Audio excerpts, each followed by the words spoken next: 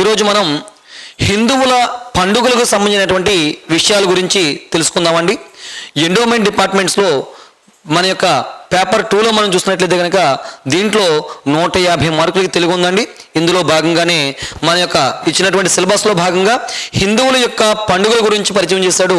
మరి దీంట్లో హిందువుల పండుగలు ఏమేమి ఉంటాయి మాస్టారు అని చెప్పంటే కనుక మనం హిందువుల్లో చేసుకునేటువంటి పండుగలు రకరకాలైనటువంటి పండుగలు అనేవి మనకి మన యొక్క ఆంధ్ర తెలంగాణ ప్రాంతాల్లో చేసుకునేటువంటి పండుగలు కనిపిస్తున్నాయండి.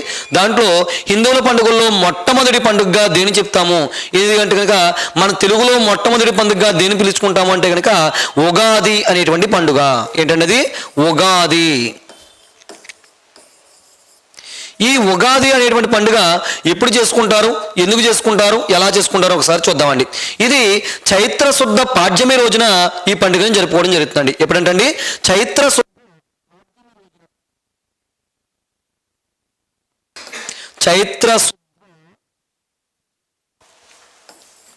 పాడ్యమి రోజున జరుపుకునేటువంటి పండుగ ఈ ఉగాది పండుగ.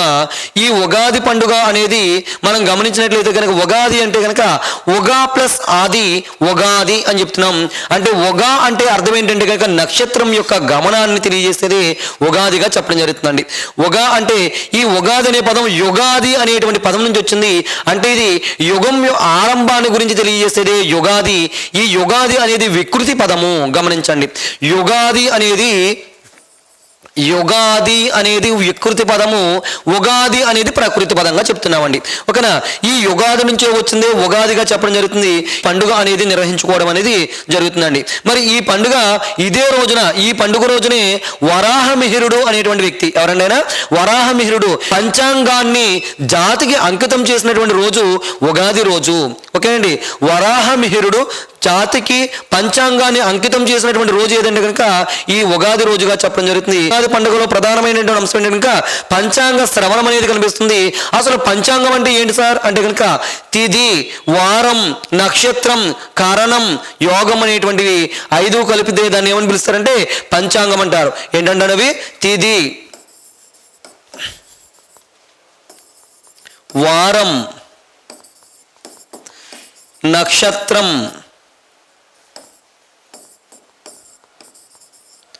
కరణం. చూడండి, తిథి, వారం, నక్షత్రం, కరణం, యోగం అనేటువంటి వాటిని కలిపితే ఈ 5టిని కలిపి ఏమంటారంటే కనుక పంచాంగం.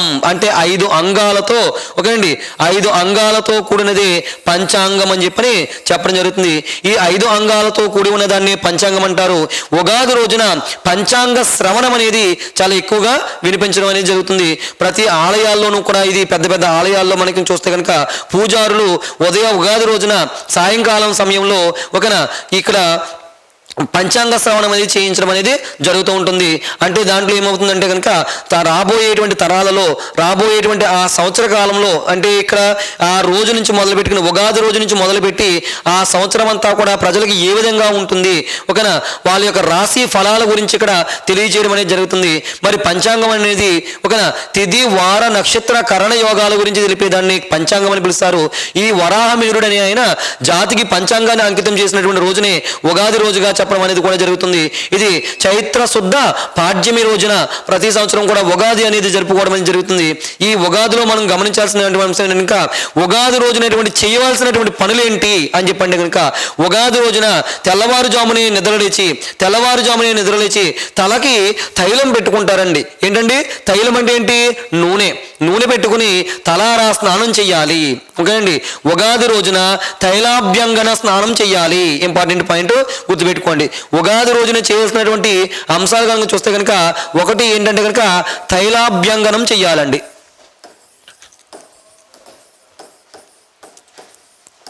ఓకే అండి. తైలాభ్యంగన స్నానం చేయాలండి. ఉగాది రోజున చేయాల్సినటువంటి ముఖ్యమైనటువంటి అంశాలు, పనులు ఏంటంటే కనుక ఒకటి తైలాభ్యంగన స్నానం అనేది చేయాలండి. తర్వాత 2 ఉగాది రోజున చేయాల్సినటువంటి మరొక ముఖ్యమైన అంశం ఏంటంటే కనుక నింబ కుసుమ సేవనం అనేది చేయాలండి. ఏంటంటే అది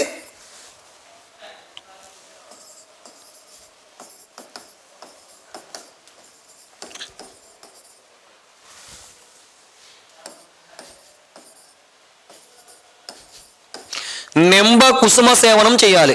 తైలాభ్యంగన స్నానం అంటే ఏంటి? తలకి ఒక నూనెని పెట్టుకుని తర్వాత తలారా స్నానం చేయడాన్ని ఏమంటారంటే తైలాభ్యంగన స్నానం అంటారు. అంటే నూనెతో స్నానం చేయడం అనే దాన్ని తైలాభ్యంగన స్నానం అని చెప్పన్నారండి. తర్వాత ఏంటంట నింబ కుసుమ సేవనం చేయాలంటండి. నింబ కుసుమ సేవనం అంటే నింబ అంటే వేప అని అర్థం అండి. నింబ అంటే ఏంటండి వేప, కుసుమ అంటే పువ్వు, అంటే వేప పువ్వు సేవనం అంటే స్వీకరించాలి, తినాలి అని అర్థం అంటండి. అంటే ఏంటి? ఇది మనం ఆల్రెడీ ఉగాది పచ్చడిలో భాగంగానే ఈ నింబ కుసుమ సేవనం అనేది చేస్తామటండి. అంటే ఉగాది రోజున చేయవలసిన వాటిలో ఒకటి ముందుగా తైలాభ్యంగన స్నానం అనేది చేయాలి, రెండు నింబ కుసుమ సేవనం అనేది చేయాలి, తర్వాత పూర్ణ కుంభ దానం అనేది చేయాలి. ఏంటండి? పూర్ణ కుంభ దానం అనేది కూడా చేయాలి అని చెప్తున్నారండి. పూర్ణ కుంభ దానం అనేది చేయాలి. అలాగే దీంతో పాటుగా చేయాల్సిన మరొక ముఖ్యమైన అంశం ఏంటంటే ఇంకా పంచాంగ శ్రవణం. ఏంటంటే పంచాంగ శ్రవణం అనేది ఇవి చేయవలసినటువంటి అంశాల్లో ముఖ్యమైనటువంటిగా చెప్పడం అనేది జరుగుతుందన్నమాట అండి. రైట్, చూడండి, ఉగాది రోజున చేయాల్సినటువంటి ముఖ్యమైనటువంటి పనులు ఏంటంటే కనుక ఒకటి తైలాభ్యంగనం చేయాలి. తైలాభ్యంగన స్నానం అంటే అంటే తలకు నూనె పెట్టుకుని తలారా స్నానం చేయడాన్ని తైలాభ్యంగనం స్నానం అని పిలుస్తున్నామండి. తర్వాత రెండోది ఏంటంట నింబ కుసుమ సేవనం. నింబ అంటే ఏంటండి వేపాకు అని అర్థం అండి. కుసుమం అంటే పువ్వు, అంటే వేప పువ్వుని సేవనం అంటే స్వీకరించడం. తర్వాత మూడోది ఏంటంటే పూర్ణ కుంభాన్ని దానం చేయాలి అని చెప్తున్నాడండి. తర్వాత నాలుగవ అంశం ఏంటంటే కనుక పంచాంగ శ్రవణం చేయాలి అని చెప్పని ఈ ఉగాది రోజున చేయాల్సినటువంటి అంశంగా చెప్తున్నాడండి. అలాగే ఉగాది రోజున చేసుకోవాల్సినటువంటి వంట ఏమిటి అంటే కనుక బొబ్బట్లు వండుకోవాలంటండి. ఏంటంటే బొబ్బట్లు వండుకోవడం అనేది ఉగాది పండుగలో ప్రత్యేకమైన అంశంగా చెప్పడం జరుగుతుంది. మరి ఉగాది పచ్చడి అనేది కూడా ఉగాదిలో చెప్పుకోవాల్సిన అంశాల్లో అత్యంత ముఖ్యమైనది ఏంటంటే ఉగాది పచ్చడి అండి. ఉగాది పచ్చడి. మరి ఈ ఉగాది పచ్చడి అనేది ఖచ్చితంగా ఉగాది రోజున అనేది ఖచ్చితంగా చేస్తారు. దీంట్లో షడ్రుచులు అనేవి అంటే 6 రకాల రుచులు దీంట్లో కనిపిస్తూ ఉంటాయండి. మరి ఒక్కొక్క రుచి ఒక్కొక్క దానికి సూచికగా కూడా చెప్పడం జరుగుతుంది. మరి ఆ రుచులు రావడానికి ఈ 6 రుచులుగా ఏమేమి కలుపుతారు ఏంటనేది చూద్దామండి. అసలు ఆ 6 రుచులు ఏంటో ముందుగా చూద్దామండి. ఏంటవి అని చెప్పి ఇంకా ఒకటి తీపి, 2 కారం, 3 వగరు, 4 చేదు, ఓకే అండి, 5 తీపి కారం వగరు, తీపి కారం వగరు చేదు, అలాగే పులుపు,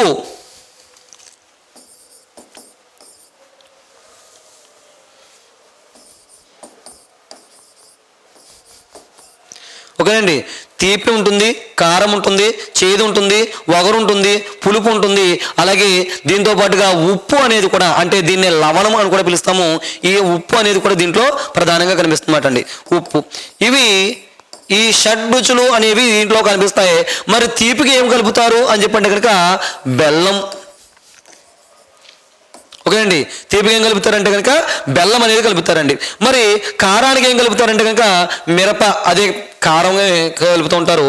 మిరప కారాన్ని కొద్దిగా కారం వేస్తూ ఉంటారు. అంటే ఆడించినటువంటి మిరపకాయలతో ఆడించినటువంటి కారం ఉంటుందిగా, దాన్ని ఒక స్పూన్ దాంట్లో కొద్దిగా కలపడం అనేది చేస్తూ ఉంటారు అన్నమాట అండి. మరి అలాగే వగరు అనే దానికి ఏం కలుపుతారంటే కనుక మామిడి ముక్కలు ఉంటాయి కదండి, మామిడికాయలు, లేత మామిడి ముక్కలు, ఓకేనా, మామిడికాయలు అనేవి మనకి కలపడం అనేది జరుగుతుందన్నమాట అండి. ఓకేనా, రైట్. తర్వాత ఈ వగరు అనేది మామిడి ముక్కలు అనేది కలపడం అనేది జరుగుతుంది. అలాగే దీంతో పాటుగా చేదు అనే దానికి ఏం కలుపుతారంటే వేప పువ్వుని కలుపుతారండి. ఏంటండి? వేప పువ్వుని దీన్ని కలపడం అనేది జరుగుతుందండి. తర్వాత పులుపుకి ఏం కలుపుతారంటే కనుక చింతపండు అనేది కలపడం జరుగుతుందండి. పులుపుకి ఏం కలుపుతారండి? చింతపండు. మరి ఉప్పుకి ఏం కలుపుతారంటే కనుక లవణం, అదే ఉప్పు అనేది కలపడం అనేది జరుగుతుందన్నమాట అండి. మరి ఈ కలిపేటువంటి వీటి వల్ల కలిగేటువంటి అంశాలు ఏంటి అనేది కూడా ఇంపార్టెంట్ అండి. ఎగ్జామ్స్ అడగడానికి అవకాశం ఉంటుంది. చూడండి, ఉగాది పచ్చడి అనేది దీంట్లో షడ్రుచులు అనేవి కనిపిస్తూ ఉంటాయండి. 6 రకాల రుచులతో కలుపుతూ చేస్తూ ఉంటారు దీన్ని ఉగాది పచ్చడి అనేది. ఈ ఉగాది పచ్చడి తెల్లవారుజామునే లేచి తలారా స్నానం చేసిన తర్వాత దేవుణ్ణి స్మరించుకుని వెంటనే ఉగాది పచ్చడి సేవించడం అనేది ఈ ఉగాది పండుగ రోజున జరుపుకునేటువంటి ముఖ్యమైనటువంటి అంశంగా చెప్పడం జరుగుతుంది. అలాగే ఈ ఉగాది రోజున జరుపుకునేటువంటి ముఖ్యమైన వంటకం ఏంటంటే కనుక బొబ్బట్లు అనేది ఉగాది పచ్చడి యొక్క ఉగాది పండుగ రోజు చేసుకోవాల్సినటువంటి వంటకంగా చెప్పడం అనేది జరుగుతుందన్నమాట అండి. మరి దీంట్లో బెల్లం అనేది దేనికి సూచిక అని చెప్పంటే కనుక ఆనందానికి సూచికగా చెప్పడం జరుగుతుంది. దేనికంటే అండి ఆనందానికి సూచికగా చెప్పడం జరుగుతుందండి. బెల్లం అనేది ఆనందానికి సూచికగా చెప్పడం అనేది జరుగుతుంది. మరి అలాగే మిరప అనేది దేనికి సూచికగా అని చెప్పంటే కనుక సహనం కోల్పోయేటట్లు చేసేటువంటి పరిస్థితులకు సూచనగా మిరప అనేది చెప్పడం జరుగుతుందండి. దేనికంటే అండి సహనం కోల్పోయేటట్లు చేసేటువంటి సిచ్యువేషన్కి కారణంగా దీన్ని మిరప అనేదాన్ని సూచికగా చెప్పడం అనేది జరుగుతుంది. మరి అలాగే వగరు అనేదాన్ని దేని సూచికగా చెప్పడం జరుగుతుందంటే నూతన సవాళ్ళు స్వీకరించడానికి రెడీగా ఉన్నట్లుగా చెప్పడం జరుగుతుంది. ఏదంటే నూతన సవాళ్లకు సూచికగా చెప్పడం జరుగుతుందండి. ఓకేనా, దీనికంట నూతన సవాళ్లకు సూచికగా చెప్పడం జరుగుతుంది వగరు అనేది. అలాగే చేదు, మనం చేదును మనం చూసినట్లయితే ఇంకా చేదు అనేది వేప పువ్వును కలుపుతారని చెప్పుకున్నాం. చేదుకు సూచికగా ఏం చెప్తామంటే ఇంకా ఇది బాధలను దూరం చేయడం. దీనికంటే ఇది సూచిక బాధలను దూరం చేయడంకి సూచికగా చెప్పడం అనేది జరుగుతుంది. మరి పులుపు అనేది దేనికి సూచికగా వహిస్తామంటే పులుపుగా చింతపండును కలుపుతారండి. దీని దేనికి సూచికగా అని చెప్పంటే కనుక నేర్పుగా వ్యవహరించడానికి సూచికగా చెప్పడం జరుగుతుందండి. నేర్పుగా వ్యవహరించడం. ఓకేనండి, రైట్. లాస్ట్ వన్ ఉప్పు అనేది దేని సూచికగా చెప్పడం అనేది జరుగుతుందంటే కనుక ఇది ఉత్సాహానికి సూచికగా చెప్పడం జరుగుతుంది. దీనికంటే ఉత్సాహానికి సూచికగా దీన్ని చెప్పడం అనేది జరుగుతుంది. ఇది ఉగాది పచ్చడికి సంబంధించిన ముఖ్యమైనటువంటి అంశంగా చెప్తున్నాము. ఓకేనా, తెలుగువారు చేసుకునేటువంటి పండుగలలో ముఖ్యమైనటువంటి పండుగ మొట్టమొదటి పండుగ ఏదంటే ఇంకా ఉగాది పండుగ. ఈ ఉగాది అనే పదం యుగాది అనేటువంటి దాని నుంచి వచ్చింది. యుగాది లేదా ఉగాది అన్న కూడా ఒకటేనండి. యుగాది అంటే వికృత పదము, ఉగాది అంటే ప్రకృతి పదం చెప్తున్నాం.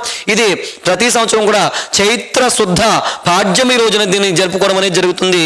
మరి ఈ ఉగాదిలో ప్రధానమైన అంశం ఏంటంటే ఇంకా పంచాంగ శ్రవణంగా చెప్తున్నాం. పంచాంగం అంటే ఏంటంటే కనుక తిథి, వారం, నక్షత్రం, కరణం, యోగం అనేటువంటి 5 అంగాలని కలిపి పంచాంగం అని పిలవడం జరుగుతుంది. వరాహ మిహిరుడు అనేవాడు జాతికి పంచాంగాన్ని అంకితం చేసినటువంటి రోజునే దీనికి ఈ రోజుగా ఉగాది రోజుగా చెప్పడం అనేది జరుగుతుందండి. మరి ఈ రోజున చేయవలసినటువంటి పనులు ఏంటంటే కనుక తైలాభ్యంగనం చేయాలి, నింబ కుసుమ సేవనం చేయాలి, పూర్ణకుంభ దానం చేయాలి, పంచాంగ శ్రవణం చేయాలి అని చెప్పడం జరుగుతుంది. అలాగే ఈ ఉగాది రోజున ఉగాది పచ్చడి అనేది చేసుకుంటారు. మరి ఈ ఉగాది పచ్చడిలో చేసుకునే అంశాల్లోకి చూస్తే కనుక తీపి, కారం, వగరు, చేదు, పులుపు, ఉప్పు అనేటువంటి రుచులు అంటే 6 రకాల రుచులు అనేవి దీంట్లో కనిపిస్తుంటాయండి. దాంట్లో తీపిగా బెల్లాన్ని, చేదుగా వేప పువ్వుని, అలాగే వగరుగా మామిడి ముక్కలని, పులుపుగా చింతపండుని, కారంగా మిరపని, అలాగే ఉప్పుని కలిపి ఉపయోగిస్తారు. మరి బెల్లం అనేది మనం చూస్తే కనుక ఆనందానికి సంకేతంగా చూస్తున్నాం. మరి చేదు అనేది బాధల్ని దూరం చేయడానికి సంకేతంగా చెప్తున్నామండి. వగరు అనేది నూతన సవాళ్ళకి స్వీకరించడానికి సిద్ధంగా ఉన్నట్లుగా చెప్పడం జరుగుతుంది. మరి పులుపు అనేది నేర్పుగా వ్యవహరించడానికి సూచనగా చెప్పడం జరుగుతుంది. కారం అనేది సహనానికి సూచనగా చెప్పడం జరుగుతుంది. ఉప్పు అనేది ఉత్సాహానికి సూచికగా చెప్పడం అనేది జరుగుతుంది. ఇవి ఉగాదికి సంబంధించిన ముఖ్యమైనటువంటి అంశాలు. తర్వాత హిందువులు చేసుకునేటువంటి పండుగలలో మరొక ముఖ్యమైనటువంటి పండుగ ఏంటంటే కనుక శ్రీరామ నవమి. ఏంటంటే అది శ్రీరామ నవమి.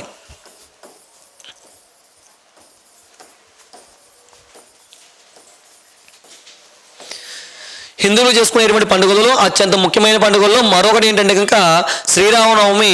ఇది కరెక్ట్గా ఒక చూడండి చైత్ర శుద్ధ నవమి రోజున ఈ పండుగని చేసుకోవడం జరుగుతుంది. ఎప్పుడేంటండి చైత్ర శుద్ధ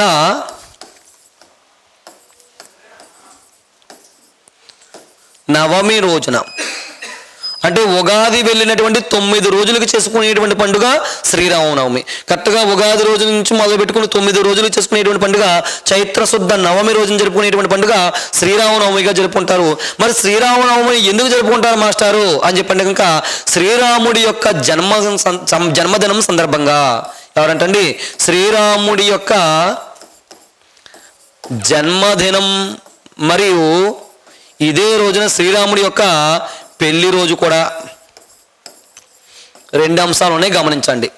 శ్రీరామనవమి అనేది కేవలం శ్రీరాముడి యొక్క జన్మదినం మాత్రమే కాదండి.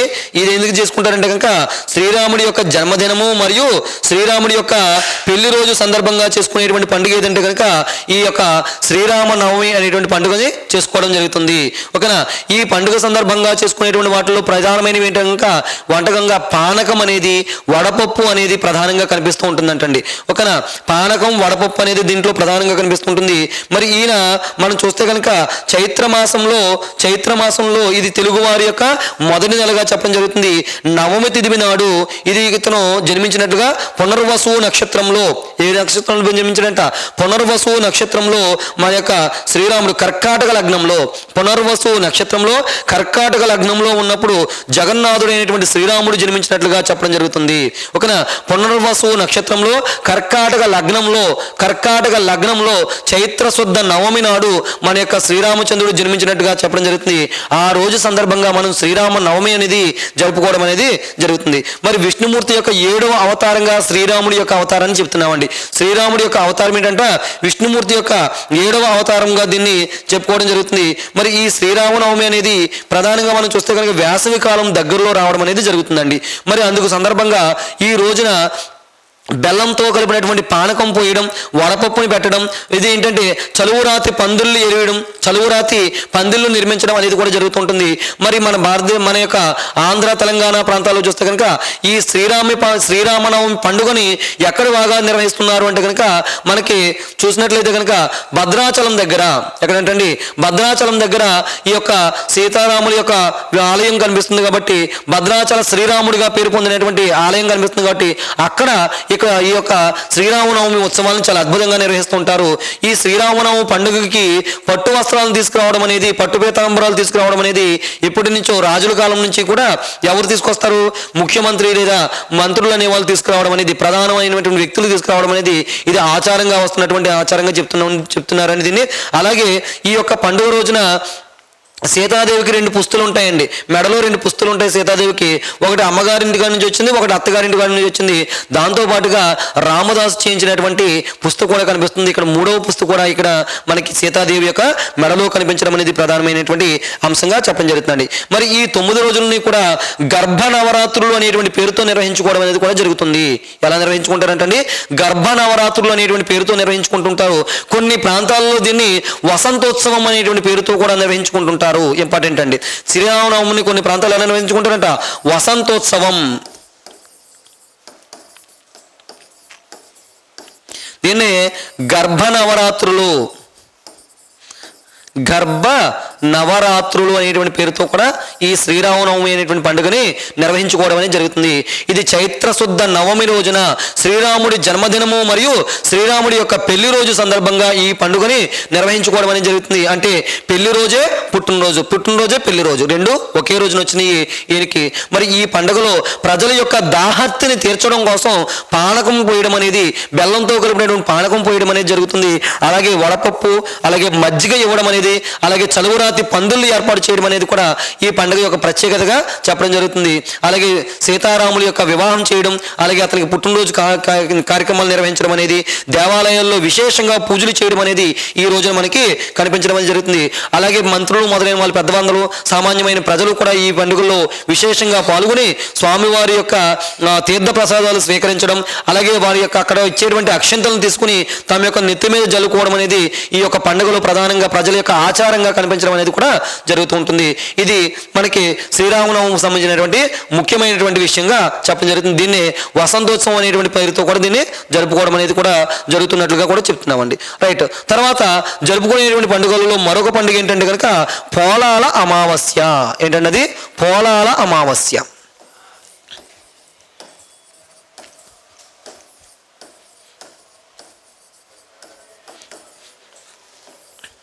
మనం జరుపుకునేటువంటి పండుగలలో మరొక పండుగ ఏంటంటే పోలాల అమావాస్య.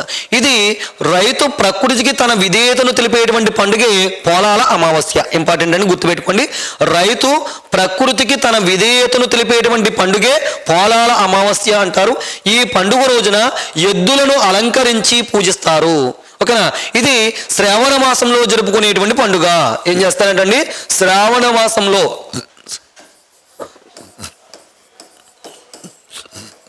శ్రావణ మాసంలో జరుపుకునేటువంటి పండుగ పోలాల అమావాస్య. రైతు ప్రకృతికి తన విధేయతను తెలుపుతూ జరుపుకునేటువంటి పండుగ ఇది.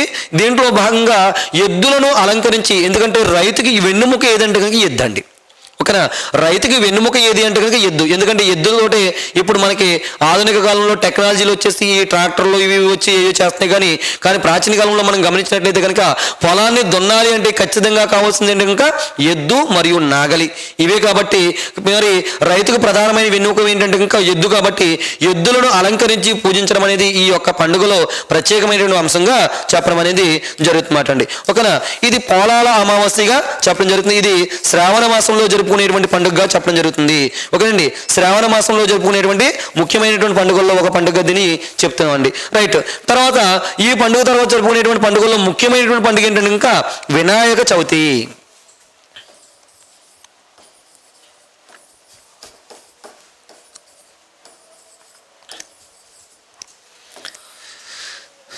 ఆంధ్ర తెలంగాణ ప్రాంతాల్లో అత్యంత వైభవంగా జరుపుకునేటువంటి పండుగలలో ముఖ్యమైనటువంటి పండుగ వినాయక చవితి. దీన్ని ఆంధ్ర ప్రాంతం కంటే కూడా తెలంగాణ ప్రాంతంలో చాలా ఇంకా ఎక్కువ వైభవంగా జరుపుతూ ఉన్నారండి. ఇది హైదరాబాద్లోని ఉన్నటువంటి ఖైరతాబాద్లో ఒక గొప్ప అత్యంత ఎత్తైనటువంటి విగ్రహ ప్రతిష్ఠ చేసి. Welcome to Harshit institute.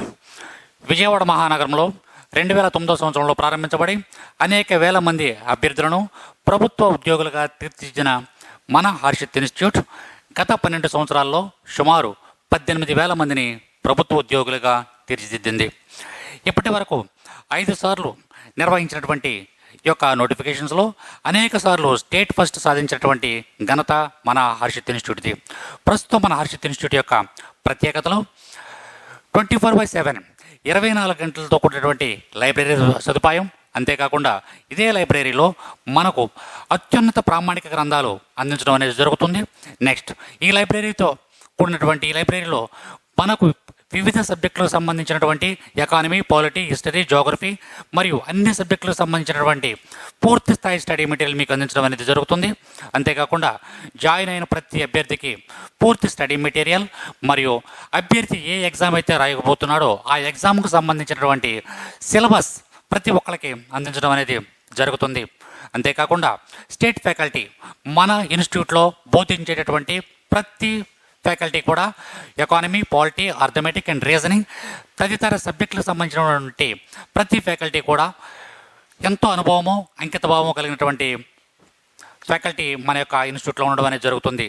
అంతేకాకుండా మన ఇన్స్టిట్యూట్ యొక్క మరొక ప్రత్యేకత డైలీ టెస్టులు నిర్వహించడం మరియు వీక్లీ, మంత్లీ ఎగ్జామ్స్ నిర్వహించి ఆయా ఎగ్జామ్స్ నందు బహుమతి ప్రదానం చేయడం అనేది మన ఇన్స్టిట్యూట్ యొక్క ప్రత్యేకత. అంతేకాకుండా నాన్ మ్యాథ్స్ స్టూడెంట్స్ ఎవరైతే ఉన్నారో వాళ్ళపై ప్రత్యేక శ్రద్ధ చూపించడం, నెక్స్ట్ వాళ్ళకి ప్రత్యేక తరగతులు నిర్వహించడం అనేది జరుగుతుంది. తప్పనిసరిగా మీరు ఒక్కసారి మన హర్షిత్ ఇన్స్టిట్యూట్ని ఒక్కసారి సందర్శించండి. హర్షిత్ ఇన్స్టిట్యూట్లో ఉన్నటువంటి ప్రతి అంశాన్ని క్షుణ్ణంగా అవగాహన చేసుకోండి. మరియు ప్రస్తుతం ఎవరైతే హర్షిత్ ఇన్స్టిట్యూట్లో ఉన్నారో ఆ యొక్క విద్యార్థుల్ని వాకప్ చేయండి. మన యొక్క పరిస్థితుల గురించి అవగాహన చేసుకున్న తర్వాతే మన యొక్క హర్షిత్ ఇన్స్టిట్యూట్లో జాయిన్ అవ్వమని కోరడం జరుగుతుంది.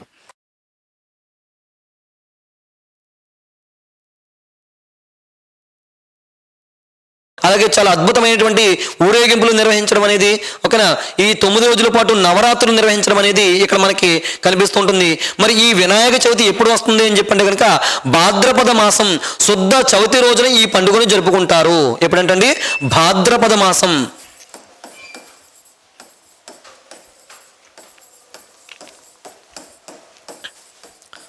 శుద్ధ చవితి రోజున, వినాయక చవితి అన్నం దానికే. భాద్రపద మాసంలో శుద్ధ చవితి రోజున జరుపుకునేటువంటి పండుగ వినాయక చవితి పండుగ చెప్తున్నాం.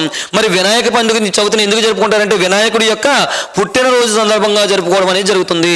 ఓకేనా, వినాయకుడి యొక్క పుట్టినరోజు సందర్భంగా ఎప్పుడు జన్మించాడైనా భాద్రపద మాసం శుద్ధ చవితి రోజున జన్మించాడు కాబట్టి ఓకేనా, ఈ రోజున పుట్టినరోజు, ఈ సందర్భంగా వినాయక చవితి అనేది నిర్వహిస్తున్నారు. ఈయన యొక్క పుట్టినరోజు సందర్భంగా మరి దీన్నే గణపతి ఉత్సవాలు అని కూడా వీటిని పిలవడం జరుగుతుంది. ఈ వినాయక చవితి ఉత్సవాలని గణపతి ఉత్సవాలు అని చెప్పంటారు. ఈ గణపతి ఉత్సవాలని భారతదేశంలో మొట్టమొదటిసారిగా ప్రారంభించినటువంటి వ్యక్తి ఎవరంటే కనుక బాలగంగాధర్ తిలక్. ఈ బాలగంగాధర్ తిలక్ ఎవరు అంటే కనుక ముంబైకి చెందినటువంటి, మహారాష్ట్రకు చెందినటువంటి ఒక ప్రముఖ స్వాతంత్ర సమర యోధుడు ఎవరంటే కనుక బాలగంగాధర్ తిలక్.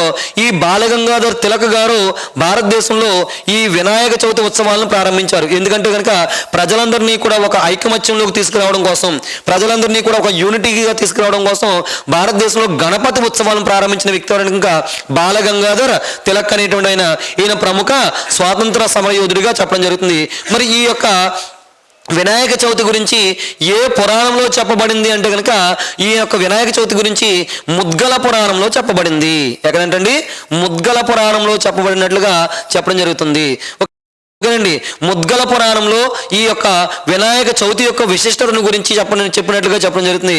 మరి వినాయకుడి యొక్క పేర్లు చూస్తే కనుక వినాయకుడని, విఘ్నేశ్వరుడని, గణపతి అని చెప్పని ఇలా రకరకాల పేర్లతో పిలవడం అనేది జరుగుతుంటుంది. మరి ఈ వినాయకుడికి ఒక వాహనం కూడా ఉంది. ఈ వినాయకుడి యొక్క వాహనం పేరు ఏంటంటే కనుక అనింద్యుడు. ఇంపార్టెంట్ అండి, ఏంటండి? అనింద్యుడు అని చెప్పడం జరుగుతుంది. వినాయకుడి యొక్క వాహనం పేరు ఏంటంటే అనింద్యుడు అని పిలుస్తున్నాం. ఈ అనింద్యుడికి ఈయన ఏంటంటే ఎలుక అని పిలుస్తున్నామండి. ఎలుక అన్నాం. మరి ఈ ఎలుక పేరు ఏంటంటే కనుక అనింద్యుడు అని చెప్తున్నాం. మరి వినాయకుడి యొక్క ప్రస్తావన ఎక్కడ ఏ పురాణంలో కనిపిస్తుందంటే కనుక ముద్గల పురాణంలో కనిపిస్తుంది అంటున్నారు. మరి వినాయక చవితిని ప్రారంభించిన స్వాతంత్ర సమరయోధుడు ఎవరంటే కనుక బాలగంగాధర్ తిలక్. ఎప్పుడు జరుపుకుంటారంటే కనుక భాద్రపద మాసం శుద్ధ చవితి రోజున ఈ పండుగను నిర్వహించుకోవడం అనేది జరుగుతుంది. ఓకేనా? మరి ఈ వినాయక చవితిలో పండుగలో భాగంగానే వంటకం ఏం చేసుకుంటారంటే వినాయకుడికి ఏం చేస్తారంటే కనుక ఉండ్రాళ్ళు తయారు చేసి పెట్టడం అనేది అత్యంత ముఖ్యమైన విశేషాంశంగా చెప్పడం జరుగుతుంది. ఇక్కడ వినాయకుడికి ఉండ్రాళ్ళు అంటే చాలా ఇష్టం కాబట్టి ఈ పండుగ సందర్భంగా ఉండ్రాళ్ళు తయారు చేస్తారు.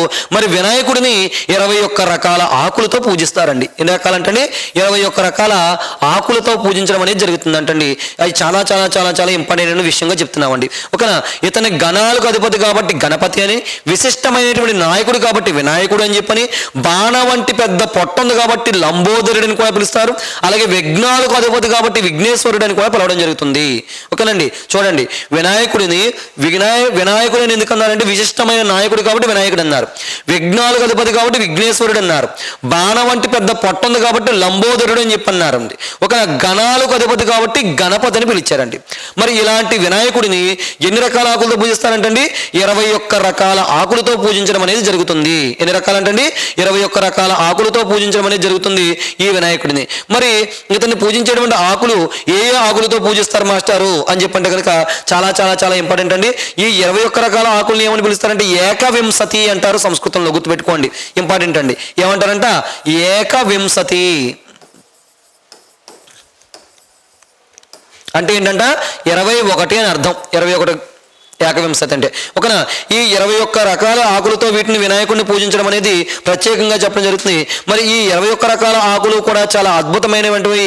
ఇవన్నీ కూడా మనుషులకి ఆరోగ్యప్రదాయంగా చెప్పడం జరుగుతుంది. ఇవి ఆరోగ్యాన్ని కలగజేసేవని చెప్తున్నాడు. మరి ఆ ఆకులు ఏంటి, 21 రకాల ఆకులు ఏంటి అనేది మనం చూస్తే కనుక చూద్దామండి. ఒక్కొక్క ఆకు గురించి చూద్దామండి. ఒకటి, మొట్టమొదటిగా మాచీపత్రం. ఏంటంటే మాచీపత్రం అనేది ప్రదర్శన చేస్తాం. మొట్టమొదటిగా వినాయకుడిని పూజించేటప్పుడు చేసేదంట మాచీపత్రం. ఓకేనా? రైట్. ముందుగా పత్రాలు చూద్దాం. ఆ పత్రాలకి ఇతర పేర్లు ఏమైనా ఉన్నాయేమో తర్వాత చూసుకుందామండి. రైట్. రెండవది ఏంటంటే కనుక బృహతీ పత్రం. మాచీపత్రం తర్వాత బృహతీ పత్రం, తర్వాత బిల్వపత్రం. మనం వేస్తూ ఉంటాం మాచీపత్రం సమర్పయామి, బృహదీపత్రం సమర్పయామి, బిల్వపత్రం సమర్పయామి, గరికాపత్రం సమర్పయామి అని చెప్పి అంటాం. అలాగే గరిక అనేది కూడా వేస్తూ ఉంటారండి.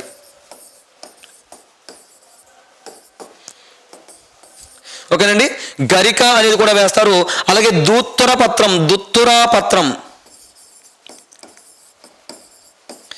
దుత్తురాపత్రం అనేది కూడా దీంట్లో వేయడం అనేది వినాయకుడిలో పూజించడం అనేది జరుగుతుందండి. అలాగే బదరీపత్రం సమర్పయామి అని చెప్పి అంటున్నామండి. బదరీపత్రం అనేది కూడా దీంట్లో వేయడం అనేది జరుగుతుందండి. తర్వాత అపామార్గ పత్రం. ఏంటంటే అది అపామార్గ పత్రం.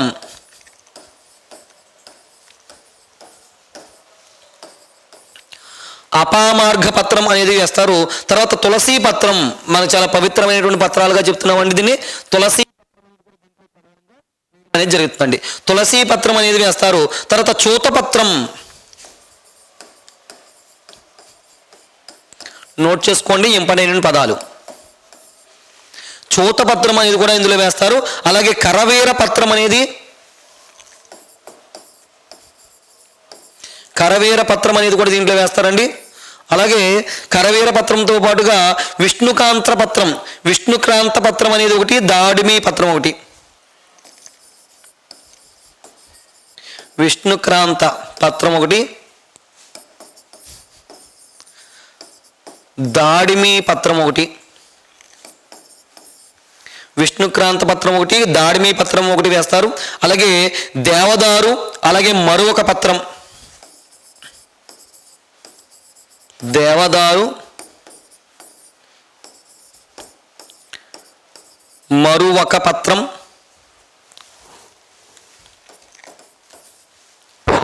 ఓకేనండి. దేవదారు, మరొక పత్రం, సింధూర పత్రం, అలాగే జాజి పత్రం, సింధూర పత్రం, జాజి పత్రం అనేది కూడా వేస్తారు. అలాగే గండకీ పత్రం, సమీపత్రం, గండకీ పత్రం, సమీపత్రం, సమీపత్రం అంటే జమ్మాకు, జమ్మాకును కూడా దీంట్లో వేస్తారు. అస్వస్థ పత్రం, అస్వస్థ పత్రం, అస్వస్థ పత్రం దీంట్లో వేయడం జరుగుతుందండి. అర్జున పత్రం, అర్కపత్రం,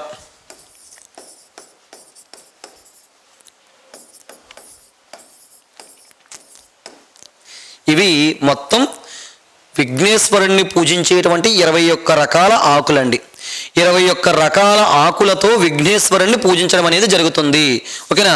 దాంట్లో మొట్టమొదటిది ఏంటంటే కనుక మాచీపత్రం సమర్పయామి అని చెప్పన్నాడు. మాచీపత్రం అని చెప్పన్నాడండి.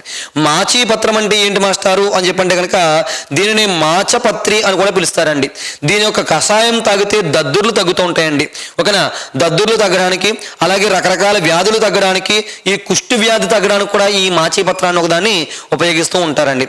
అలాగే రెండవది బృహతీ పత్రం అని చెప్పన్నాడండి. దీన్నే వాకుడాకు అని కూడా పిలుస్తారండి. బృహతీ పత్రానికి మరో పేరు ఏంటంటే వాకుడాకు అని కూడా దీన్ని బృహతీ పత్రాన్ని పిలవడం అనేది జరుగుతుందన్నమాట అండి. తర్వాత బిల్వ పత్రం అనేది ఉంది. ఈ బిల్వ పత్రం అంటే ఏంటంటే కనుక మారేడు ఆకు అండి. ఏంటంటే అది మారేడు ఆకు అంటారు. బిల్వ పత్రం అంటున్నాడు కదా, బిల్వ పత్రం అంటే ఏంటంటే మారేడు ఆకు అని చెప్పని పిలుస్తారు. తర్వాత ఇంకోటంట గరిక, అంటే గరిక అంటే మనకు తెలిసిందే గడ్డి అనేది పెరుగుతుంది, చాలా ఎత్తుగా పెరిగేటువంటి గడ్డిని గరిక అని పిలుస్తారు. ఈ గరిక అనేది ఇప్పుడే కాదు, రకరకాల సూర్యగ్రహణాలు, చంద్రగ్రహణాలు వచ్చినప్పుడు కూడా మనం గరిక అనే దాన్ని ఉపయోగించడం జరుగుతుందండి. తర్వాత దుత్తూర పత్రం సమర్పయామి అన్నాడు. దుత్తూర పత్రం అంటే ఏమీ లేదండి, మన అందరికీ తెలిసిందే ఉమ్మెత్త ఆకు. ఏంటంటే అది ఉమ్మెత్త ఆకు అనేది దుత్తూర పత్రం సమర్పయామి అని చెప్పన్నాడండి. తర్వాత బదరీ పత్రం సమర్పయామి అన్నాడు. బదరీ పత్రం అంటే ఏమీ లేదండి, మన అందరికీ తెలిసింది ఇది కూడా రేగు ఆకు. అంటే రేగు పళ్ళు ఉంటాయి కదా, ఆ రేగుపళ్ళ నుంచి వచ్చేటువంటి ఆకు ఉంటుంది కదా, ఆ రేగుపళ్ళ చెట్ల యొక్క ఆకు ఉంటుంది కదా, దాన్ని ఏమంటున్నారంటే బదరీ పత్రం అని చెప్పన్నాడండి. తర్వాత అపామార్గ పత్రం అని చెప్పన్నాడు. అపామార్గ పత్రం అంటే ఉత్తరేణ ఆకండి. ఉత్తరేణ ఆకుని అపామార్గ పత్రం అని చెప్పని పిలుస్తున్నాడు. అలాగే తులసి పత్రం అన్నాడు. తులసి ఆకు మనకు తెలిసింది ఇది అంతా కూడా. తర్వాత చూతపత్రం అని చెప్పన్నాడు. చూతపత్రం అంటే ఏమీ కదండి, అందరికీ తెలిసింది. ప్రతి ఇంట్లోనూ కూడా ప్రతి శుభకార్యానికి కట్టుకునేటువంటిది మామిడాకు. ఈ మామిడాకుని ఏమన్నాడంటే చూతపత్రం సమర్పయామి అని చెప్పంటున్నాడు. అలాగే కరవేర పత్రం సమర్పయామి అన్నాడు. కరవేర పత్రం అంటే ఏమీ లేదండి, గన్నేరు ఆకు. గన్నేరు ఆకుని ఏమంటారట కరవేర పత్రం అని చెప్పి పిలుస్తారు. తర్వాత విష్ణుక్రాంత పత్రం సమర్పయామి అన్నాడు. విష్ణుక్రాంత పత్రం అంటే ఏమీ లేదండి, గడ్డి నేల మీద పాకుతుంది.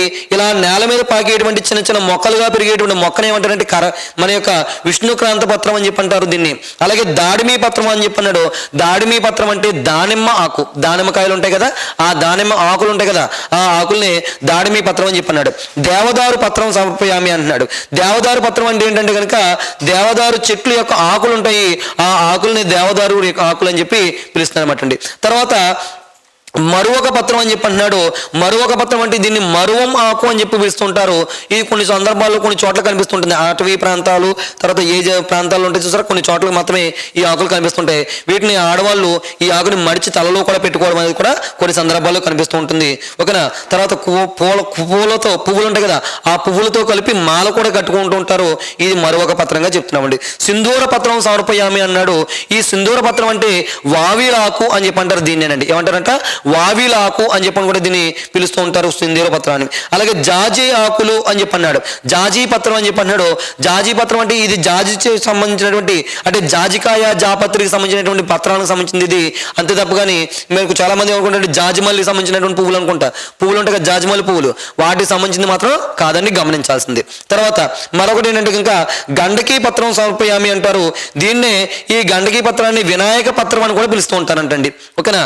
దీన్ని కొన్ని చోట్ల ఏమంటారంటే వినాయక పత్రం అనేటువంటి పేరుతో కూడా పిలవడం అనేది జరుగుతుందండి. తర్వాత సమీపత్రం సమర్పయామి అన్నాడు. సమీపత్రం అంటే ఏంటంటే కనుక జమ్మి చెట్టు అని అర్థం అండి. ఏంటంటే అది జమ్మి చెట్టుని సమీపత్రం అని కూడా పిలుస్తారండి. తర్వాత అస్వస్థ పత్రం సమర్పయామి. అస్వస్థ పత్రం అంటే కనుక రావి ఆకు అండి. ఓకేనా. రావి ఆకును కూడా సమర్పించడం అనేది జరుగుతుంది. అలాగే అర్జున పత్రం సమర్పయామి. అర్జున పత్రం అంటే మద్ది చెట్టు. మద్ది చెట్టు యొక్క ఆకులనే ఏంటి అర్జున పత్రం అని చెప్పి పిలుస్తారు. తర్వాత అర్కపత్రం సమర్పయామి అన్నాడు. అర్కపత్రం అంటే జిల్లేడు చెట్టు. ఓకేనా. జిల్లేడు చెట్టు యొక్క ఆకులని జిల్లేడు ఏంటి అర్కపత్రం అని చెప్పి పిలుస్తారు. ఇదిగో ఈ జిల్లేడు చెట్టు యొక్క ఆకులని ఒక ప్లేట్లా కుట్టుకుని, ఓకేనండి, దాన్ని కుట్టుకుని మనం అందులో కనుక భోజనం చేస్తే కనుక చాలా గొప్ప ఫలితం, ఆరోగ్యప్రదాయంగా ఉంటుందని చెప్పి అన్నారు. అయితే ఈ జల్లేడు ఒక పాలు కానీ ఆ నీళ్ళు అవి వచ్చేటువంటి దాని నుంచి వచ్చేటువంటి ఆ పాలు కానీ మనం కంట్లో కానీ పడినా కానీ లేదంటే డైరెక్ట్గా స్వీకరించిన కొన్ని సందర్భాల్లో విషంగా కూడా మారుతుంది. కాబట్టి చాలా జాగ్రత్తగా గమనించాలి. అయితే ఈ జిల్లేడు అనేది అనేక రకాలైనటువంటి వ్యాధులని నివారణలో చాలా అద్భుతంగా ప్రయాణం చేస్తుందని చెప్పి కూడా చెప్పడం అనేది జరుగుతుంది. ఇలాగా వినాయకుడిని 21 రకాల ఆకులతోటి పూజించడం అనేది జరుగుతుంది. ఇది వినాయకుడికి సంబంధించినటువంటిది. చూడండి ఒకసారి, భాద్రపద మాసం శుద్ధ చవితి రోజున వినాయక చవితి అనేది జరుపుకుంటూ ఉంటారు. ఓకేనా. వినాయకుడి పుట్టినరోజు సందర్భంగా జరుపుకుంటారు. ఇది తిలక్ అనేవాడు భారతదేశంలో ప్రారంభించినటువంటి వ్యక్తిగా చెప్పడం జరుగుతుంది. దీని యొక్క ప్రస్తావన ముద్గల పురాణంలో కనిపిస్తుంది. ఇతని యొక్క వాహనం పేరు అనింజుడు అని చెప్పి అంటున్నాం. ఇదే ఎలుక అని చెప్పని కూడా పిలవడం జరుగుతుంది. ఇతని 21 రకాల ఆకులతో పూజించడం అనేది కూడా జరుగుతుంది అని చెప్పి చెప్పడం జరుగుతుంది. ఓకేనండి. ఇది ఈ పండుగకు సంబంధించినటువంటి ముఖ్యమైనటువంటి అంశంగా చెబుతున్నామండి. మరి ఇలాగే ఈ యొక్క పండుగల్లో మనం చేసుకునేటువంటి పండుగల్లో తెలుగువారి యొక్క హిందువుల యొక్క పండుగల్లో తెలంగాణలో కూడా కొన్ని పండుగలు ఉంటాయండి. ఆ తెలంగాణలో వచ్చేటువంటి పండుగలతో పాటుగా ఆంధ్ర ప్రాంతంలో కూడా పండుగలు ఉంటాయి. దాంట్లో మరొక పండుగ ఏంటంటే ఇంకా దసరా అనేటువంటి పండుగ అండి. అనేటువంటి విషయాలను కూడా చూద్దామండి. ముందుగా ఆంధ్ర ప్రాంతంలో జరుపుకునేటువంటి పండుగలు చూసి ఆ తర్వాత తెలంగాణ పండుగలో జరుపుకునేటువంటి పండుగల గురించి కూడా తెలుసుకుందామండి. దాంట్లో ఒకటి ఏంటంటే ఇంకా దసరా అనేటువంటి పండుగ అండి.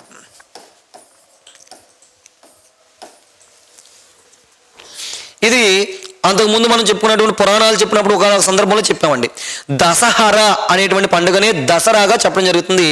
ఈ దసహరా అంటే ఏంటంటే 10 రకాల పాపాలను తొలగించేటువంటి పండుగ దసరా అనేటువంటి పండుగ. దీన్ని జ్యేష్ఠ శుద్ధ ఒక దశమి రోజున జరుపుకుంటారు కొన్ని చోట్ల. కానీ మన ప్రాంతంలో మాత్రం ఆశ్వీయుజ శుద్ధ ఒక దశమి రోజున జరుపుకోవడం అనేది జరుగుతుంది. ఓకేనండి. 10 రకాల పండుగ. ఇది అక్కడ దేని నుంచి వచ్చిందంట, దసహరా అనేటువంటి పదం నుంచి వచ్చింది దసరా అనేటువంటి పండుగ. దసహరా అనేటువంటి దాని నుంచి వచ్చింది. దశ అంటే 10, హర అంటే నాశనం చేసేది, హరించేది. అంటే 10 రకాల పాపాలను హరించేది దసరా పండుగగా చెప్పడం జరుగుతుందండి. మరి ఇలాంటి దసరా పండుగని ఎప్పుడు చేసుకుంటారంటే యాక్చువల్గా పురాణాల ప్రకారం ఎప్పుడు చేసుకోవాలని చెప్పారు అంటే కనుక జ్యేష్ఠ శుద్ధ దశమి రోజున జరుపుకోవాలని చెప్పారండి. అందుకని హర్యానా రాష్ట్రంలో జ్యేష్ఠ శుద్ధ దశమి రోజున, అలాగే ఉత్తర భారతదేశంలో కొన్ని చోట్ల జ్యేష్ఠ శుద్ధ దశమి రోజున దుర్గాదేవి ఆరాధన అనేది చేస్తూ ఉంటారు. కానీ మన యొక్క దక్షిణ భారతదేశంలో మనం చూసినట్టయితే కనుక, అలాగే మన తెలుగు ప్రాంతాల్లో మనం చూసినట్లయితే కనుక ఆశ్వీయుజ శుద్ధ దశమి రోజున ఎప్పుడు చేసుకుంటారంటండి, ఆశ్వీయుజ శుద్ధ దశమి రోజున ఈ పండుగను నిర్వహించుకోవడం అనేది జరుగుతుంది. ఆశ్వీయుజ శుద్ధ దశమి రోజున ఈ పండుగని నిర్వహించుకోవడం అనేది జరుగుతుంది. మరి ఈ పండుగ ఎందుకు జరుపుకుంటారు అని చెప్పంటే కనుక రావణుడిని సంహరించినటువంటి రోజు సందర్భంగా దసరా పండుగను జరుపుకుంటారు. రాముడు సంహరించినటువంటి రోజు సందర్భంగా ఈ యొక్క పండుగని జరుపుకోవడం అనేది జరుగుతుందన్నమాట అండి. ఓకేనా. మరి ఆశ్వీయుజ శుద్ధ పాడ్యమి నుండి నవమి వరకు ఈ పండుగ వ్యవహారం అంతా కూడా జరుగుతూ ఉంటుంది. రైట్. మరి ఇందులో ఈ యొక్క పండుగలో మరి ప్రత్యేకత ఏంటంటే కనుక పాండవులను స్మరించుకుంటారు. ఏంటి, దసరా పండుగ రోజున ప్రారంభంలో ఏం చేస్తారంటే పాండవులను స్మరించుకోవడం అనేది, అలాగే జమ్మి చెట్టుకు పూజ చేయడం అనేది ఇక్కడ ప్రధానంగా కనిపిస్తుంది. అలాగే పాలపెట్టును సందర్శించడం అనేది కూడా దసరా పండుగలో ప్రధానంగా కనిపిస్తుందండి. పాండవుల్ని స్మరించుకోవడం, జమ్మి చెట్టుకు పూజ చేయడం, ఆయుధాలకు పూజ చేసుకోవడం, అలాగే పాలపెట్టును సందర్శించడం అనేది ఇక్కడ ప్రధానంగా కనిపిస్తుంది. మరి ఈ జమ్మి చెట్టు యొక్క ఆకులను ఏమన్నారంటే కొన్ని ప్రాంతాల్లో, అంటే తెలంగాణ ప్రాంతంలో జమ్మి ఆకులను ఏమంటారంటే ఒక బంగారం అనేటువంటి పేరుతో కూడా పిలుస్తారు. ఏం పేరు పిలుస్తారంటండి, బంగారం అనేటువంటి పేరుతో కూడా ఇక్కడ ఈ జమ్మి చెట్టు ఆకులను పిలుస్తారు. ఈ జమ్మి చెట్టుకు పూజ చేయడం, అలాగే పాలపెట్టును దర్శించడం, పాండవులను స్మరించుకోవడం చెప్తున్నారు. ఈ జమ్మి చెట్టు అనేది విజయాలకు చిహ్నంగా కూడా చెప్పడం అనేది జరుగుతుంది. ఓకేనండి. మరి మన రావణాసురుడిని చంపినటువంటి రావణాసురుడిని చంపినటువంటి సందర్భంగా ఈ పండుగ అనేది జరుపుకుంటున్నట్లుగా కూడా చెప్పడం జరుగుతుంది. మరి ఈ పండుగ రోజుల్లో 9 రోజుల పాటు మనం చూస్తున్నట్లయితే కనుక 9 రోజుల పాటు అమ్మవారిని 9 రకాలైనటువంటి అలంకారాలతో అమ్మవారిని పూజించడం అనేది జరుగుతుంది. ఓకేనండి. 9 రోజుల పాటు 9 రకాలైనటువంటి అలంకారాలు చేస్తూ ఉంటారు. ఒకటి ఏంటంటే ఇంకా శైలపుత్రి అలంకారాలు. ఒకటి ఏంటంటే ఫస్ట్ది శైలపుత్రి అలంకారం, తర్వాత బ్రహ్మచారిణి అలంకారం, తర్వాత చంద్రఘంట, తర్వాత కూష్మాండ, స్కందమాత, కాత్యాయని, స్కందమాత, కాత్యాయని, కాళరాత్రి, అలాగే మహాగౌరి, అలాగే సిద్ధిదాత్రి అనేటువంటి పేర్లతోటి ఈ యొక్క అమ్మవారి అలంకరణ అనేది 9 రకాలైనటువంటి అలంకారాలు చేసి ఈ యొక్క పండుగను చేసుకోవడం అనేది జరుగుతుంది అని చెప్పి చెప్పడం అనేది జరుగుతుందండి. రైట్. ఇది మన యొక్క దసరా పండుగకు సంబంధించిన ముఖ్యమైన అంశం. ఇది ఆశ్వీయుజ శుద్ధ దశమి రోజున ఈ పండుగను చేసుకోవడం జరుగుతుంది. 10 రకాల పాపాలను పోగొట్టేటువంటి పండుగ దసరా. ఇది మన యొక్క ఉత్తర భారతదేశంలో మనం చూస్తే కనుక జ్యేష్ఠ శుద్ధ దశమి రోజున అక్కడ జరుపుకుంటూ ఉంటారు. అలాగే మన యొక్క దక్షిణ భారతదేశంలో చూసినట్లయితే ఆంధ్ర తెలంగాణ ప్రాంతాల్లో చూస్తే కనుక ఆశ్వీయుజ శుద్ధ దశమి రోజున ఈ పండుగను చేసుకుంటారు. ఒక దుర్గామాతను ఇక్కడ పూజించడం అనేది ప్రధానంగా కనిపిస్తుంది.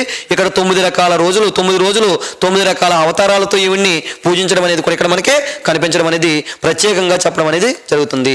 తర్వాత మరొక పండుగ ఏంటంటే కనుక దీపావళి పండుగ. ఏంటంటే అది దీపావళి పండుగ. చూద్దామండి ఒకసారి.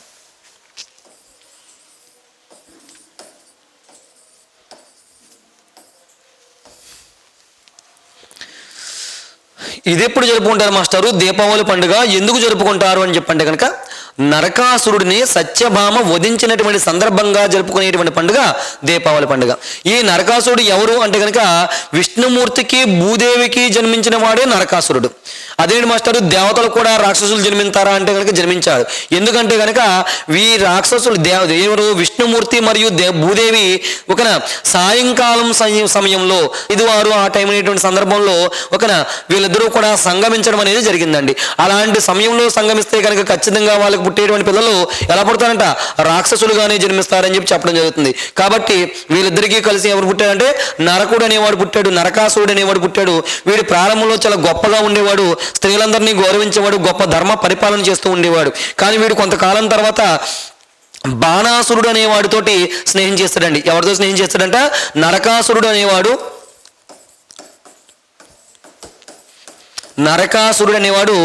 బాణాసురుడు అనేవాడితో స్నేహం చేస్తాడండి.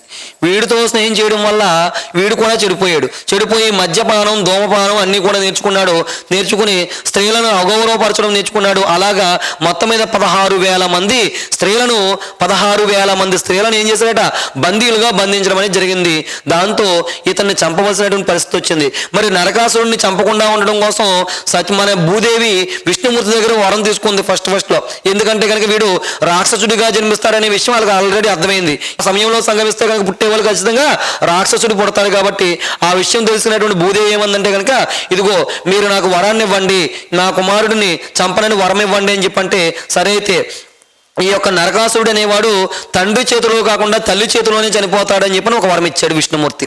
అలా వరం ఇవ్వడంతో ఆ వర ఫలితంగా మొత్తం మీద ఇప్పుడు ఈ నరకాసురుడు అనేవాడు చాలా గొప్ప శక్తివంతుడిగా మారిపోయాడు. ఎందుకంటే విష్ణుమూర్తి వీడికి కొన్ని శక్తులను కూడా ప్రసాదించాడు కాబట్టి గొప్ప శక్తివంతుడిగా మారిపోయాడు, దుర్మార్గుడిగా మారిపోయాడు. ఎందువల్ల అంటే కనుక బాణాసురుడి యొక్క స్నేహం వల్ల దుర్మార్గుడిగా మారిపోయాడు. స్త్రీలను అగౌరవపరచడం మొదలుపెట్టాడు. ఓకేనండి, వీరు చాలా దుర్మార్గమైన పరిపాలన చేస్తున్నాడు. 16,000 మంది స్త్రీలను బందీలుగా చేసుకున్నాడు నరకాసురుడు. దాంతో ఇప్పుడు ఈ నరకాసురుడి మీద యుద్ధం ప్రకటించాడు కృష్ణుడు. దాంతో ఈ కృష్ణుడు ఈ నరకాసురుడికి మధ్య జరిగినటువంటి యుద్ధంలో కృష్ణుడు మరి ఆల్రెడీ అక్కడ విష్ణుమూర్తి అవతారమే కాబట్టి ఆయన ఇచ్చినటువంటి వరం ప్రకారం ఆయన సృహ తప్పి పడిపోవడం జరుగుతుంది. దాంతో సత్యభామ ఎవరిని చంపుతుంది, నరకాసురుడితో యుద్ధం చేసి అతన్ని చంపడం అనేది జరుగుతుంది. దాంతో సత్యభామ ఇక్కడ చెప్పినటువంటి వరం ప్రకారం, విష్ణుమూర్తి ఇచ్చిన వరం ప్రకారం ఇతను తండ్రి చేతిలో తప్ప తల్లి చేతిలో చనిపోతాడు అని చెప్పాడు కాబట్టి సత్యభామ అంశకు చెందింది, అంటే భూదేవి అంశకు చెందిందే సత్యభామ.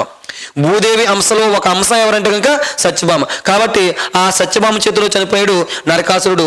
ఈ నరకాసురుడు చనిపోయినటువంటి సందర్భంగా జరుపుకునేటువంటి పండుగ ఏదంటే కనుక దీపావళి పండుగ. ఇది ఎప్పుడు జరుపుకుంటారు మాస్టర్ అంటే ఇంకా ఆశ్వీయుజ బహుళ అమావాస్య రోజున. ఎప్పుడు జరుపుకుంటారంటండి? ఆశ్వీయుజ బహుళ అమావాస్య రోజున జరుపుకునేటువంటి పండుగ దీపావళి పండుగ చెప్పడం జరుగుతుంది. ఓకేనండి, ఈ దీపావళి పండుగకు ముందు రోజు ఏం చేస్తారంటే నరక చతుర్దశిగా జరుపుకుంటారండి. దీపావళికి ముందు రోజు ఎలా జరుపుకుంటారంటండి? నరక చతుర్దశిగా జరుపుకుంటారు. ఆ తర్వాత రోజున దీపావళి పండుగగా జరుపుకుంటారు. కొన్ని చోట్ల ఈ దీపావళి పండుగ రోజు సందర్భంగా కేదారేశ్వర వ్రతం కూడా జరుపుకుంటారు. ఏంటంటే అది కేదారేశ్వర వ్రతం చేస్తారు. దీపావళి పండుగ సందర్భంగా చేసుకునేటువంటి వ్రతం ఏంటంటే కేదారేశ్వర వ్రతం అనేటువంటి వ్రతం కూడా ఈ దీపావళి పండుగ సందర్భంగా జరుపుకునేటువంటి వ్రతంగా చెప్పడం అనేది జరుగుతుంది. ఇది దీపావళి పండుగ ఎందుకు జరుపుకుంటారంటే కనుక చెప్పుకున్నాం ఆల్రెడీ, నరకాసురుణ్ణి సత్యభామ సంహరించినటువంటి చంపినందుకు సందర్భంగా జరుపుకునేటువంటి పండుగ ఈ దీపావళి పండుగ చెప్పడం జరుగుతుంది. ఇది దీపావళికి సంబంధించిన ప్రత్యేకించిన అంశం. ఈ దీపావళి పండుగను ప్రజలందరూ కూడా ఉదయాన్నే లేచి తలారా స్నానం చేసి దేవాలయాలకు వెళ్ళి దర్శనం చేసుకుని ఆ తర్వాత మన యొక్క దీపావళి రకరకాల దీపావళి కాంతులతోటి ఇల్లంతా కూడా దీపాలతో అలంకరించుకోవడం. దీపావళి అంటే దీపాల వరుస అనేటువంటి అర్థం కూడా వస్తుందని గమనించాలి. దీపావళి అంటే ఏంటంటే దీపాల వరుస అని చెప్పని కూడా చెప్పడం జరుగుతుంది. కాబట్టి ఈ దీపావళి రోజున దీపాలను ఒక వరుస రూపంలో అమర్చి చాలా అద్భుతంగా పండుగ చేసుకుంటారు. మందులు కాల్చడం చిన్నపిల్లలకి చాలా ఇష్టమైనటువంటి పండుగ దీన్ని చెప్పడం అనేది జరుగుతుంది అండి. రైట్, ఇది దీపావళికి సంబంధించినటువంటి ముఖ్యమైనటువంటి అంశంగా చెప్పడం జరుగుతుంది. మరి తెలుగువారు జరుపుకునేటువంటి పండుగలలో మరొక ముఖ్యమైనటువంటి పండుగ ఏంటంటే కనుక సంక్రాంతి.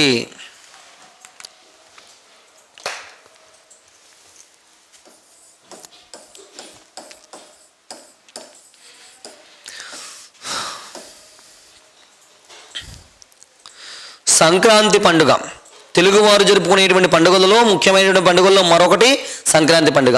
ఇది సూర్యుడు మకర రాశిలోకి ప్రవేశించినటువంటి సందర్భంగా జరుపుకునేటువంటి పండుగ మకర సంక్రాంతి చేసుకుంటారండి. సూర్యుడు మకర రాశిలోకి ప్రవేశించినటువంటి సందర్భంగా, ఎవరంటండి? సూర్యుడు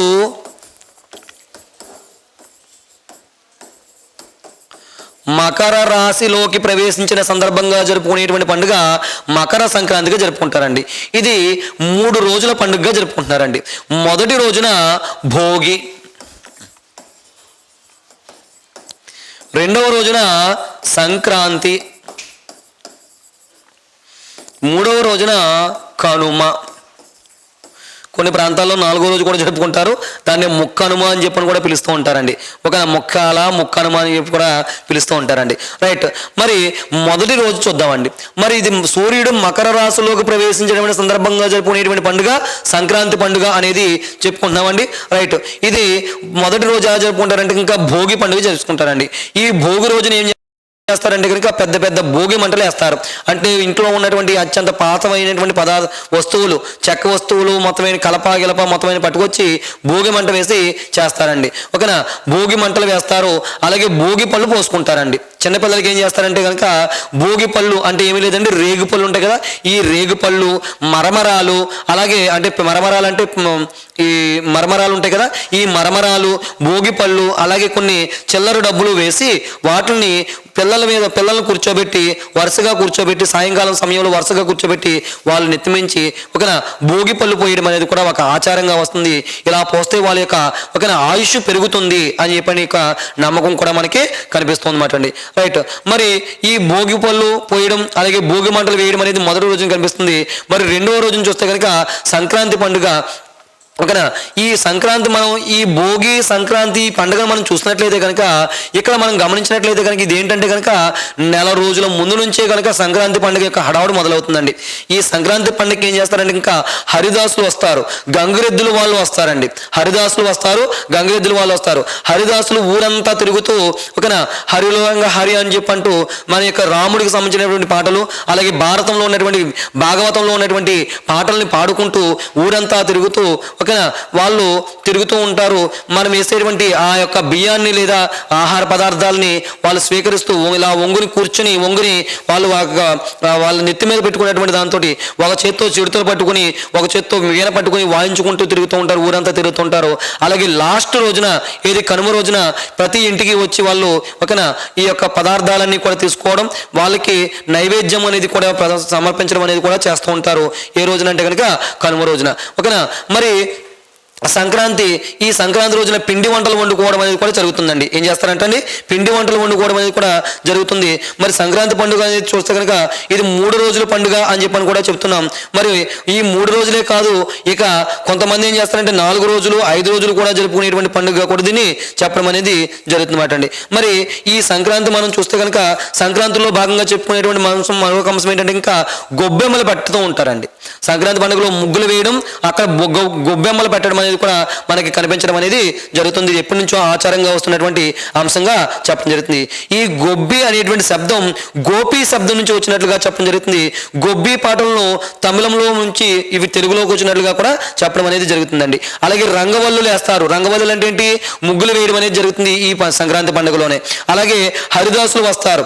ఇందులో భాగంగానే కోడి పందాలు నిర్వహించడం, ఎద్దుల పందాలు నిర్వహించడం, ఓకేనండి రకరకాల క్రీడా పోటీలు నిర్వహించడం అనేది కూడా ఈ సంక్రాంతి పండుగలో కనిపిస్తుంటుంది. మరి దీన్ని గోదావరి జిల్లా ప్రాంతాల్లో మనం చూస్తే కనుక ఆంధ్రప్రదేశ్లో గోదావరి జిల్లా ప్రాంతాల్లో ఈ కోడి పందాలు నిర్వహించడం అనేది ఎప్పుడో ప్రాచీన కాలం నుంచి రాజుల కాలం నుంచి కూడా వస్తున్నటువంటి ఆచారంగా దీన్ని చెప్పడం అనేది జరుగుతుంది.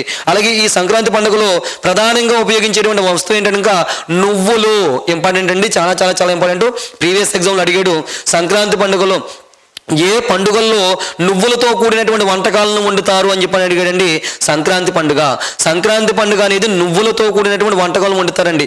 ఎందుకంటే కనుక సంక్రాంతి అనేది చలికాలంలో వస్తుంది, అంటే శీతాకాలంలో వస్తుందండి. కాబట్టి శీతాకాలం అంటే కూడా బాడీ అంతా కూడా చల్లబడిపోయి ఉంటుంది.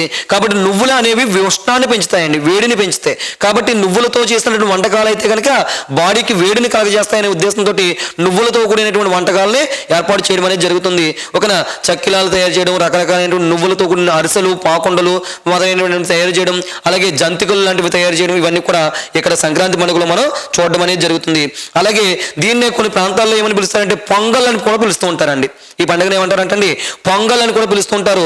పొంగల్ అంటే అర్థం ఏంటంటే కనుక ఏమీ లేదండి, చిన్న పిడత లాంటి దాన్ని తీసుకుంటారు, దాంట్లో బియ్యం పోస్తారు, బెల్లం పోస్తారు, దాన్ని ఏంటి పిడకలు ఉంటాయి కదా, ఆవు పేడతో తయారు చేసిన పిడకలను వేసి అక్కడ మంట రాజేసి ఆ యొక్క వాటి మీద ఏంటి చిన్న పిడతని తీసుకుని అక్కడ పెడతారు. మట్టితో చేసినటువంటి కుండమాట, ఆ కుండని దాని మీద పెడతారు. కుండని దాని మీద పెట్టి దాంట్లో బియ్యము పాలు ఇవన్నీ వేసి దాన్ని అక్కడ వంట వండడం అనేది జరుగుతుంది.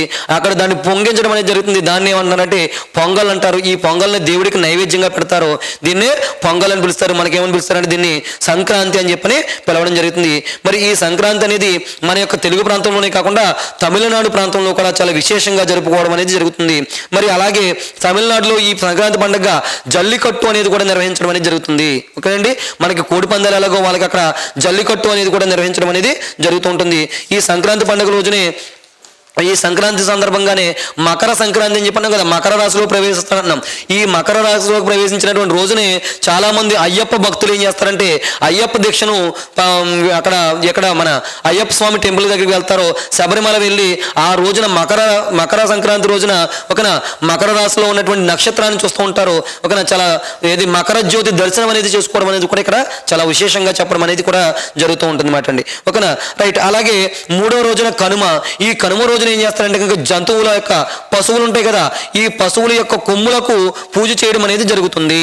పశువుల యొక్క కొమ్ములకు రంగులు వేయడం, వాటిని చాలా నీట్గా అలంకరించడం అనేది కూడా ఇక్కడ మనకి కనిపించడం అనేది జరుగుతుంది. పశువులను పూజించేటువంటి పండుగ ఏది అంటే కనుక కనుమ పండుగ. భోగి మంటలు వేసేటువంటి పండుగ, ముగ్గులు రంగవల్లులు వేయడం. అలాగే ఇక్కడ చేసుకునేటువంటి పండుగల్లో ముఖ్యమైనటువంటి వంటకాల్లో ఏముంటుందంట పదార్థం నువ్వులు అనేటువంటి పదార్థం చాలా ప్రధానంగా కనిపిస్తుంది అని చెప్పడం జరుగుతుంది. ఇది సూర్యుడు మకర రాశిలో ప్రవేశించిన సందర్భంగా జరుపుకుంటారు. దీన్నే పొంగల్ అని కూడా పిలుస్తూ ఉంటారని చెప్పి చెప్తున్నాడు. ఓకేనండి, పొంగల్ అని కూడా పిలుస్తూ ఉంటారు. ఇది తమిళనాడులో కూడా చేసుకునేటువంటి పండుగగా దీన్ని చెప్పడం జరుగుతుంది.